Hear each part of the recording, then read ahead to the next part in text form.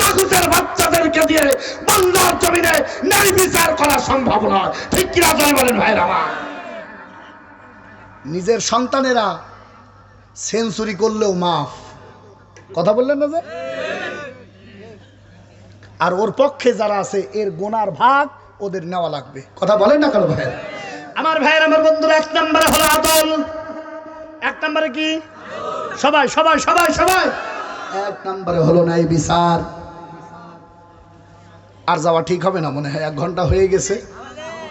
একটু 2 মিনিট করে বলে দেবে কয়টা ভাই? বলবো ইনশাল্লাহ। তাহলে আমার সঙ্গে জবান খুলে 1 নাম্বার ছাত্রর মতো বলেন, নামাজ রোজা হজ যাকাত যদি কায়েম হতে হয়, আল্লাহ যদি কবুল করে, আমাদের ভিতরে 1 নাম্বার কি থাকা লাগবে?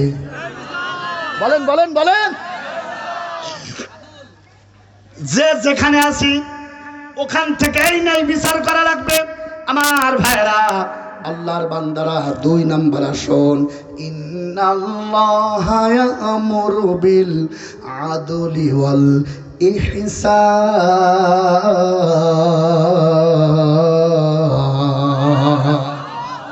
2 নম্বর হলো ইহসান। জবান খুলে বলেন 2 নম্বরে কি? আমার সঙ্গে বলেন। এই কথা বলে আমি 2 মিনিট করে ভিতরে দেবো, এরপর শেষ করে দেবো। আমার ভাইরা বলেন, 1 নম্বরে ন্যায় বিচার। জবান খুলে বলেন 2 নম্বরে ইহসান। 2 নম্বরে কি?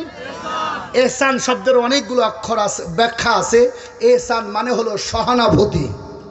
ইহসান মানে দয়া দেখানো, সহানুভূতি হওয়া। আমাদের ভিতরে এই মনোভাব আনতে হবে। এখানে 2টা ব্যাখ্যা আছে, আমি ক্লিয়ার করে দেই।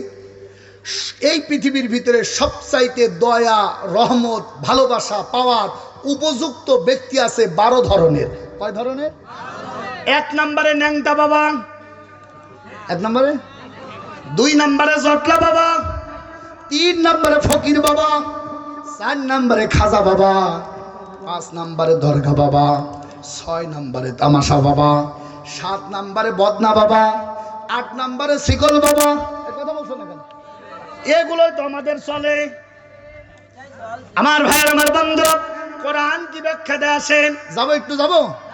আমাদের এই দেশে আল্লাহর বান্দারা, ভণ্ডরা বিভিন্ন কায়দায় ভাগ করে নেওয়ার কারণে এখনো হক্কানীরা এ বাংলাদেশে কম। তবে চিন্তা করো না, হক যখন মাথা উঁচু করে দাঁড়ায়, বাতিলরা পিছনে তার কাটা ভেদ করে পালাতে থাকে। ঠিক কিনা? জাল হক ওয়া যাহাকাল বাতিল ইন্নাল বাতিলা কানা যাহুকা। ঠিক কিনা জোরে বলেন ভাইরা আমার? হক আলেমরা, হক পীর সাহেবরা বাংলার জমিনে মাথা উঁচু করে দিয়েছে। আগামীর শতাব্দী কোরআনের শতাব্দী, এটাই আমরা দেখতে পাবো ইনশাআল্লাহ। কথা ঠিক কিনা জোরে বলেন ভাই? রাগ করলেন ভাই? আমার ভাইয়ের, আমার বন্ধুরা, এই সহানুভূতি কারা পাবে? আল্লাহর কোরআন বলছে, ওয়াকাদা রাব্বুকা আল্লা তা'বুদু ইল্লা ইয়াহু ওয়া বিল ওয়ালিদাইনি ইহসানা। আর একটু জবান খুলে বলেন আল্লাহু আকবার। আল্লাহ রাব্বুল আলামিন ডাক দিয়ে বলে, আমার পরে যদি কারো সেজদা করার কথা বলতাম, আমি প্রতিটা সন্তানকে বলতাম, তুই তোর মাকে সেজদা কর। কথা জোরে বলেন না কেন ভাইরা? এই ব্যাখ্যায় আছে আমার ভাইরা, আল্লাহ তাআলা বলেন, আমি 2টা বিষয় ফয়সালা নিয়েই ফেলেছি, সিদ্ধান্ত নিয়ে ফেলেছি। 1 নম্বরে সেজদা করবা কার? হয়নি হয়নি, জোরে জোরে জোরে জোরে। ভয় করবা কার? আরো জোরে বলেন, সেজদা পাওয়ার উপযুক্ত কে? তাহলে আমরা যে পীরের দরবার যে নত হই, আল্লাহর বান্দারা পূজা মণ্ডপে যেও যদি নত হই, আল্লাহর কসম করে বলি ঈমান নামক বস্তু না। ঠিক কিনা জোরে বলে? 2টা প্রশ্ন এসছে, আমি উত্তর দেবো ইনশাআল্লাহ। আমার ভাইরা, আল্লাহর গোলামেরা, আল্লাহ তাআলা ডাক দিয়ে বলেন, আমার পরে যাদের জায়গা তার নাম হলো মা আর বাবা। কথা বলছেন না কেন? এই পৃথিবীর ভিতরে সহানুভূতি দেখানোর জন্য ইয়াবলুগান্না ইনদাকাল কিবারা আহাদুহুমা আও কিলাহুমা ফালা তাকুল লাহুমা উফ ওয়ালা তানহারহুমা ওয়া কুল লাহুমা কাওলান কারীমা।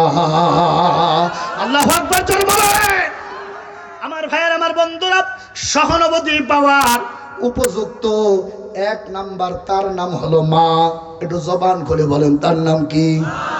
হলো না? জোরে বলেন, আরো জোরে। আমি হুজুর আপনার বাড়ি দাওয়াত পাওয়ার পর আল্লাহর বান্দারা 2 টুকরা যদি খাসির গোশত পায় আরো বেশি ক্লিয়ার করে দেই। আমার ভাইয়েরা, যারা আওয়ামী লীগ করেন, আওয়ামী লীগের নেতা পাইলে পরে খুশি। যারা চরমনা করেন, চরমনার পীর সাহেব বাড়িতে আসলে খুশি। যারা জামাত ইসলামী করেন, ডক্টর শফিকুর রহমান তার বাড়িতে আসলে খুশি। যারা আট্রসি করেন, আট্রসির মুরিদান যারা আছেন, ওনার পীর সাহেব আসলে খুশি না বেজার? খাবার দাবার কম না বেশি? কত রকম খাবার সব বিছানো আছে।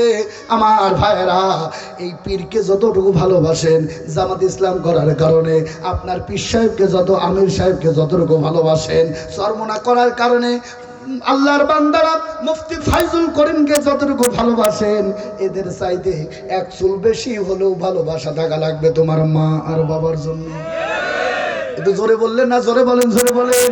আল্লাহ রাব্বুল আলামিন ডাক দিয়ে বলেন, এই পৃথিবীর সন্তানের জন্য সবচাইতে বড় পীর হলো তোর মা আর বাবা। হুমা জান্নাতুকা হুমা নারুকা। মা বাপ তোর জান্নাত, মা বাপ তোর জাহান্নাম।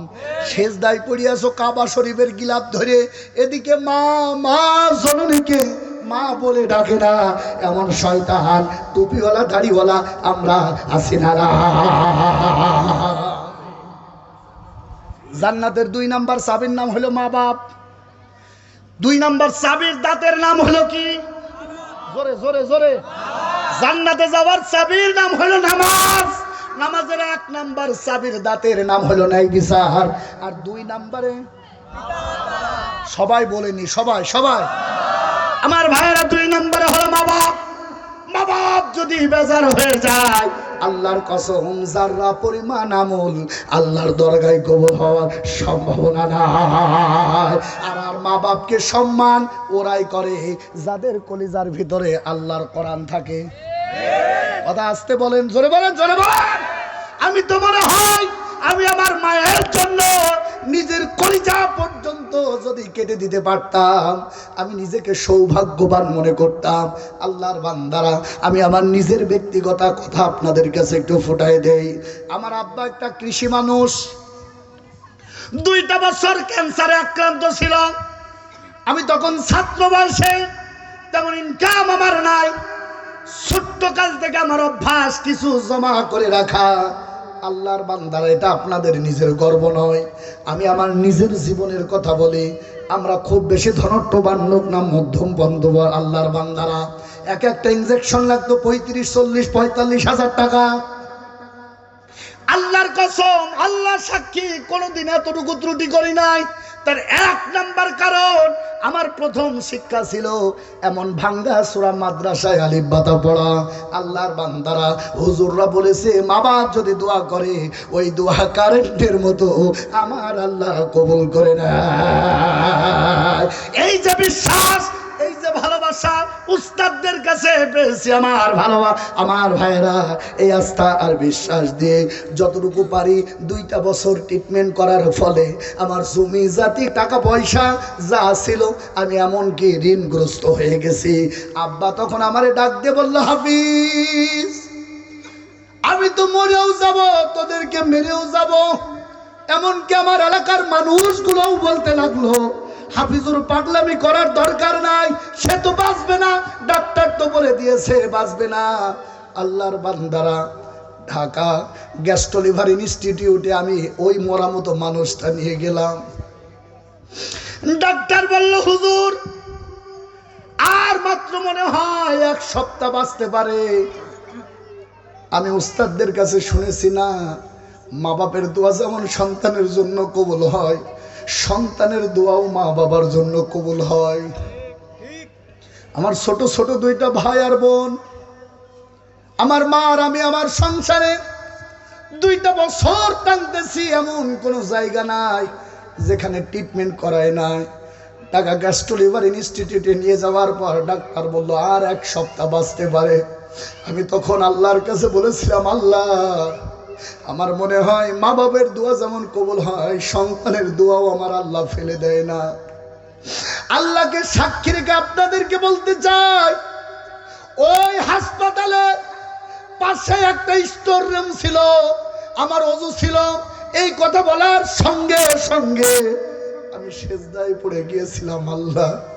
আল্লাহকে বলেছিলাম, আল্লাহ আমার আব্বা আমাকে আলেম বানানোর জন্য অনেক চেষ্টা করেছে রব্বুল আলামিন।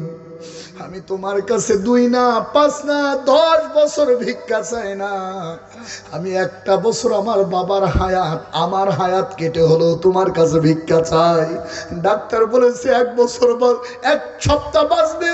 আর তোমার কোরআন হাদিস আর আমার ওই কওমি মাদ্রাসার উস্তাদদের কথা বিশ্বাস করে এই গভীর রাত্রে তোমার কাছে 1টা বছর ভিক্ষা চাই। আমি 1টা বছর আমার বাবার পাশে থেকে একটু খেদমত করতে চাই।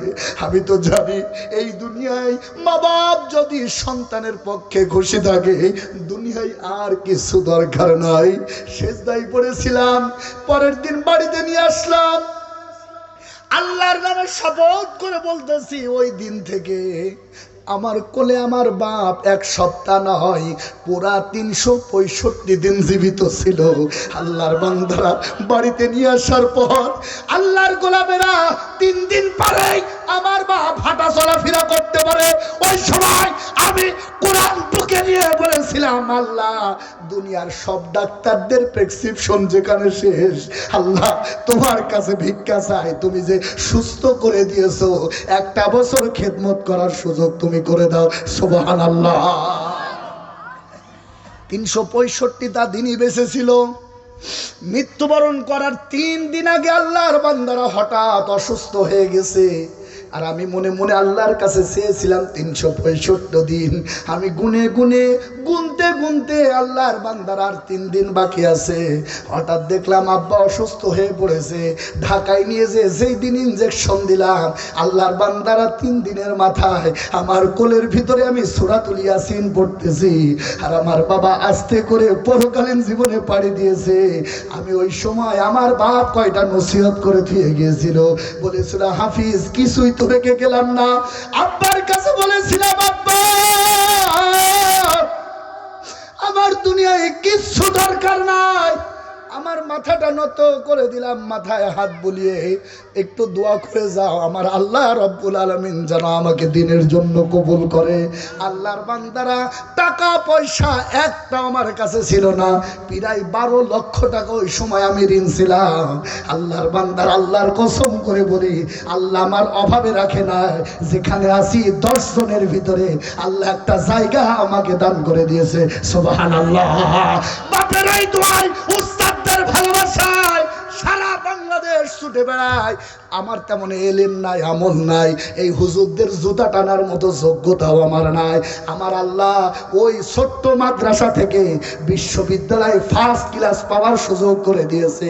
আল্লাহর বান্দারা, এটা আমার ক্যাডেট না, এটা আমার মা আর বাবার দোয়া ছাড়া কিছু না। কোথায় করো, কোন জায়গায় যাও, রহমত তো তোমার মা আর বাবার পায়ের নিচে। খেদমত করো, দোয়া চাও। আল্লাহর কসম করে বলি, আমার আল্লাহ রব্বুল আলামিন তকদির খুলে দেবে।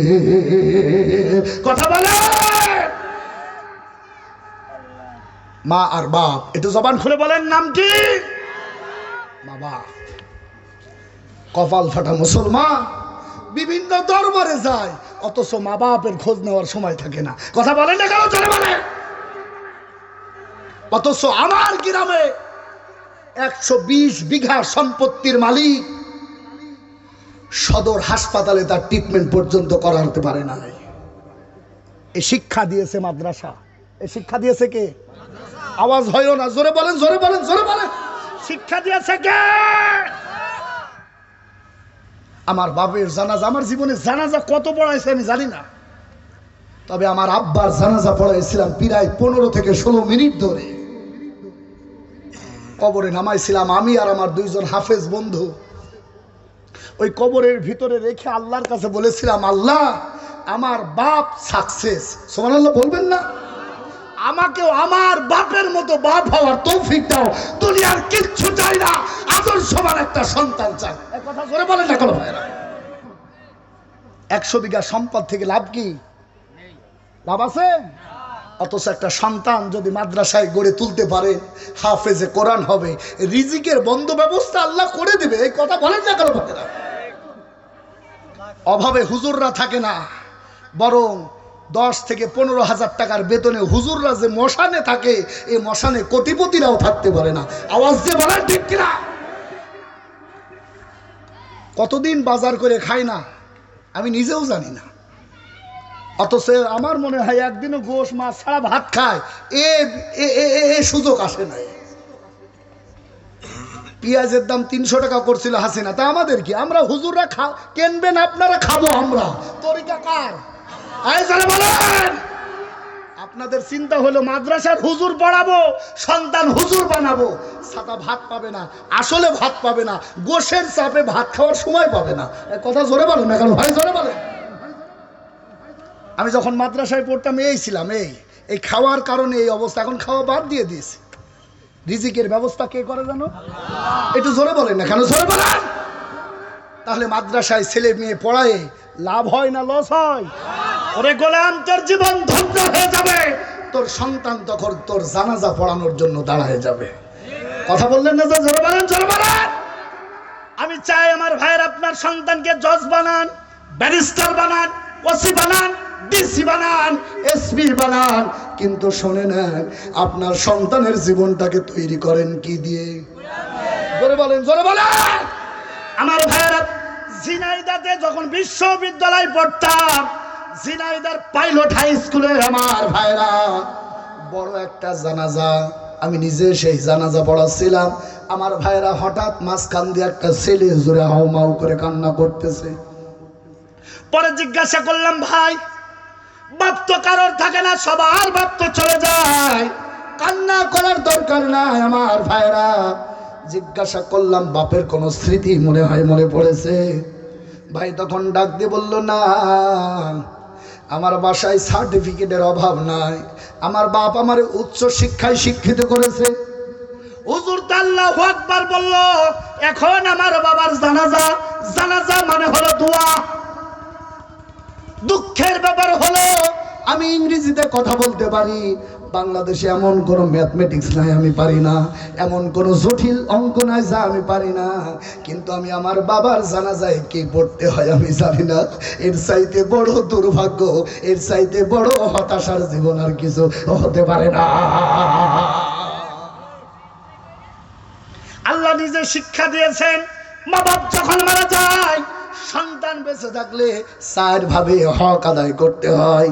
কোটি কোটি টাকা আছে, ওই জ্ঞান আমার নাই। আল্লাহর বান্দারা, আমরা সার্টিফিকেট দিতে পারি না, কিন্তু আপনার সন্তানকে আদর্শ বানানোর জন্য যা দরকার, এই ভাঙা সোরা মাদ্রাসা থেকে তা দেওয়া হয়। ঠিক কিনা বলেন ভাইরা? এই জন্য আমার ভাইরা, সন্তান নাই, মাদ্রাসার একটা সন্তানকে লালন পালন করেন, লজিং রাখেন, ওদের পিছনে খরচ করেন। ওই সন্তান যখন আপনার জন্য দোয়া করে পানি পড়বে চোখ দিয়ে, আল্লাহর কসম করে বলি, এই চোখের পানি আমার আল্লাহ বৃথা দিবে না। ঠিক কিনা? তাহলে চাবির 1 নম্বর দাঁতে